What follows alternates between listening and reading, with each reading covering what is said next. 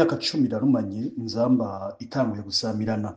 Nakaryo ko kwibuka iyo twavuye, ivyo twaciyemwo eka mbere niyo tuja.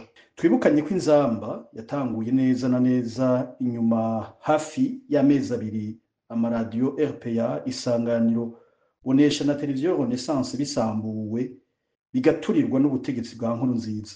Abamenyesha makuru bahunze bose bahurikiye hamwe, turaheza dufundika gutanguza insamirizi inzamba agateka kawe. Nakaryo rero ko gukengurukira abo bose bagize uruhara kugira ngo dushike kuri iyo ntambwe. Mbere mpera ubwa mbere na mbere kuba twumviriza baduterera ivyumviro bakadukerura rimwe na rimwe, eka mbere bakanadufata no mu mugongo. Abatanze intererano uko ingana kose tubakuriye ubwatsi.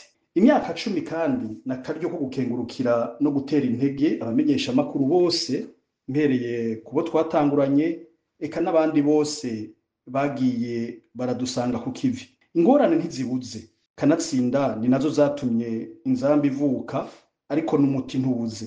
Ivyo bibazo ducamwo dutegerezwa kuvyigira ko kugira ngo turonke umuti urama. Ivyo navyo tuzobishikako dusenyeye ku mugozi umwe nabo bose dusanzwe dukorana, mpereye kubamenyesha makuru eka mbere n'abandi bose bari mu bisata bitandukanye, aho novuga nka amashirahamwe yose adaharanira ivyicaro vya politike, eka n'abandi bose bafise ico bashikiriza vyaba ivyiyumviro. Turabateze yompi, haba ku vyiyumviro kandi eka mbere haba no kudukebura, kanatsinda ngo ukuravye cane kwibutsa kwikwiza. Reka rero mpereze ndabifuriza mwese abanywanyi eka namwebwe bagenzi bacu bamenyesha makuru isabukuru nziza y'imyaka 10 tumaze twitanga kugira ngo Burundi bumurikirwe buronka amakuru anonosoye, amakuru azira ibihuha.